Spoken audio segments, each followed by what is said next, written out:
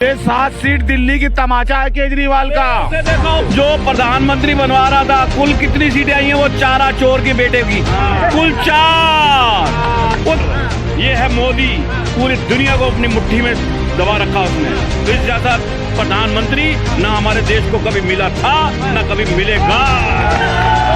UP सरकार रोजगार के लिए बिल्कुल फेल है। माइनर मुस्लिम हिंदू और ये सब करके वो युवाओं को भटका रहे हैं। और आप भूखे मर रहे हो, आप भूखे मर रहे हो। और ईवीएम जिंदा है, ईवीएम बेवफा होने से बच गई, ईवीएम की इज्जत बच गई। जिन्होंने गलती करी है ना, सर पटक पकड़ के रो रहे हैं। जब ये बीजेपी हारी है ना, वो जिन्होंने साइकिल पे मोड़ दिया या हाथ पे रो रहे हैं कि हमने जिंदगी की बड़ी भारी भूल कर दी। अखिलेश यादव काम कर रहे हैं वो, जिंदगी भर रोएंगे। विधानसभा में ये जयचंद में बहुत भारी बहुमत से बीजेपी आएगी, पूरा सुबाड़ा साफ कर देगी। ज्यादा दिन नहीं है, 2.5 साल में। ये अखिलेश यादव कह रहे 300 पार करेंगे। ये 7 सीट दिल्ली की तमाचा है केजरीवाल का। उसे देखो जो प्रधानमंत्री बनवा रहा था, कुल कितनी सीटें आई हैं? वो चारा चोर के बेटे की, कुल 4। वो केजरीवाल प्रधानमंत्री बनना चाह रहा, कुल सीटें कितनी आई? पंजाब में 3। ये प्रधानमंत्री बनेंगे, आड़े तिरछे टेढ़े मेढ़े, ना शक्ल ना सूरत ना कोई रोब, जानबूझ के उल्टे सीधे कपड़े पहनते हैं। हमारा शेर, शेर ये है मोदी, पूरी दुनिया को अपनी मुट्ठी में दबा रखा उसने। इस जैसा प्रधानमंत्री ना हमारे देश को कभी मिला था, ना कभी मिलेगा। योगी जी के बारे में क्या कहेंगे? 2027 में यूपी विधानसभा का चुनाव होना है। अखिलेश यादव कह रहे 300 पार करेंगे इस बार। ये हम इनको मानो मान रहे हैं। जब जब हमारे देश पे या हमारे धर्म पे आपत्ति होती है तो अवतार लेके आते हैं। मोदी जी भगवान श्री राम और योगी जी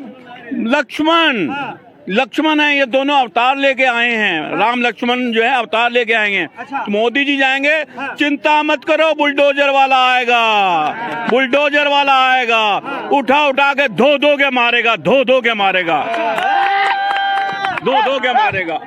उत्तर प्रदेश में 69,000 शिक्षक भर्ती हुई, ताकि उसका काफी मैटर चला।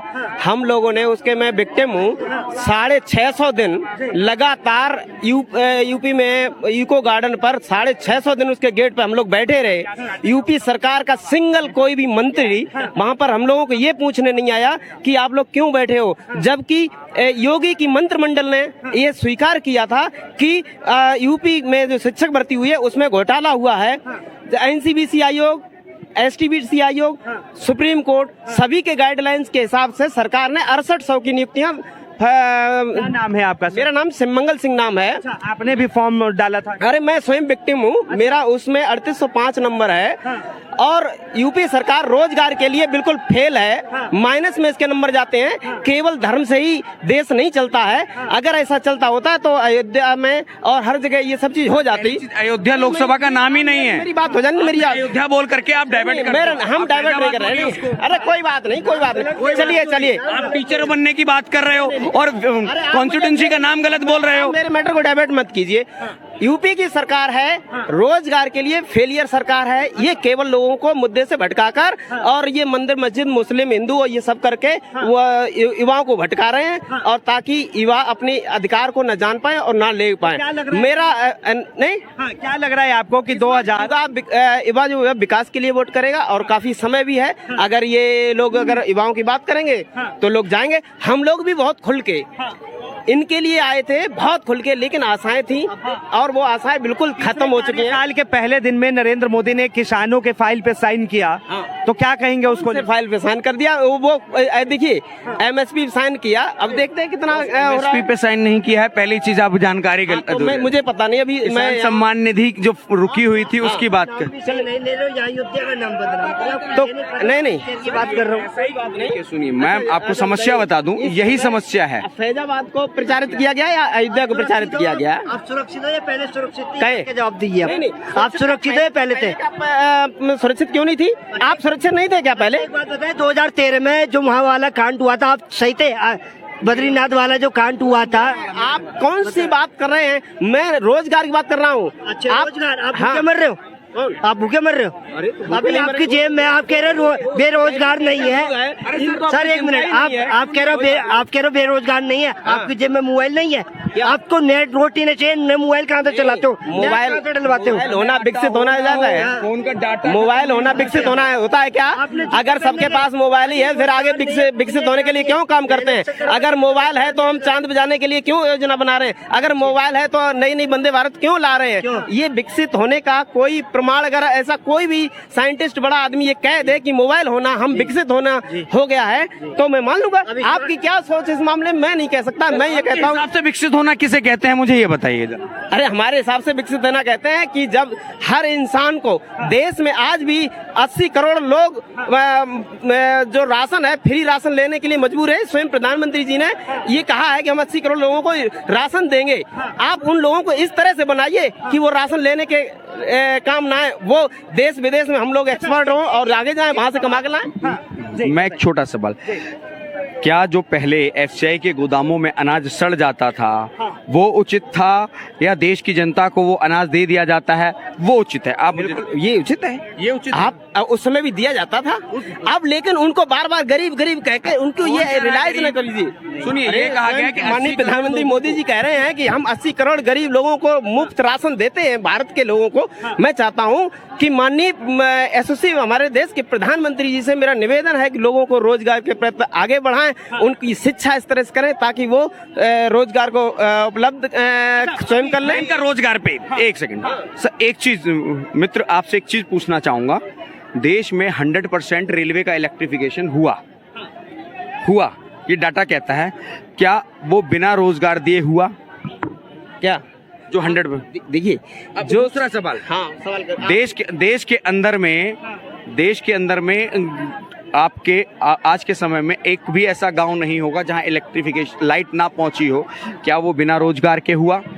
उत्तर प्रदेश में आ जाते हैं। उत्तर प्रदेश के पहले कोई ऐसा गांव नहीं था जिसमें इलेक्ट्रीफाइड नहीं था क्या? एक बात बताइए, 18,000 से ज्यादा गांव थे। एक बात बताइए, योगी सरकार के क्या कोई ऐसे कार्य? यार महोदय, मुझे 2-3 चीजें, आपने कहा 18,000 से ज्यादा गांव थे। क्वेश्चन कर लीजिए, 18,000 से। आप किसी पार्टी से हो सकते हैं, पत्रकार जी से नहीं, अभी मैं पार्टी से नहीं, मैंने आपसे 2-3 क्वेश्चन किया। ये बुलडोजर भी ये देख के चलाया जाता है कि वो किसका आदमी है। कहीं ऐसा तो नहीं बीजेपी का आदमी है तो बुलडोजर वहां से बैक हो जाता है। मतलब आप कह रहे हैं कि बाबा जो है बुलडोजर देख के चलाते हैं। इनकी जानकारी के लिए बता दूं, जब चुनाव चल रहा होता है तो उस समय प्रशासन जो होता है वो चुनाव आयोग के अधीन होता है, प्रदेश सरकार या केंद्र सरकार के अधीन नहीं होता है।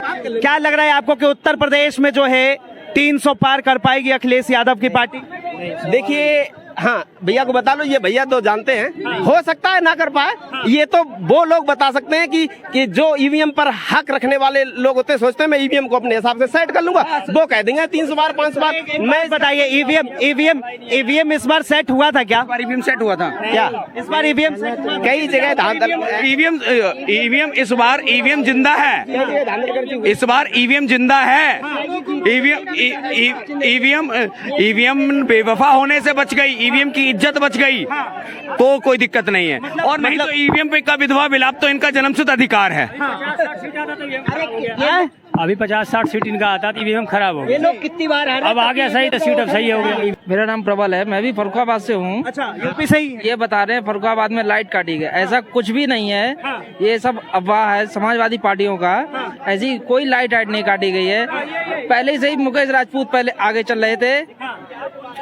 बात ये कह रहे हैं कि 2027 में जो है 3 बार आगे चले थे। 2000 कहाँ पर पीछे रहे हैं मित्र? आप एक पार्टी 2027 में जो है अखिलेश यादव ने नारा दिया है कि 300 पार करेंगे हम।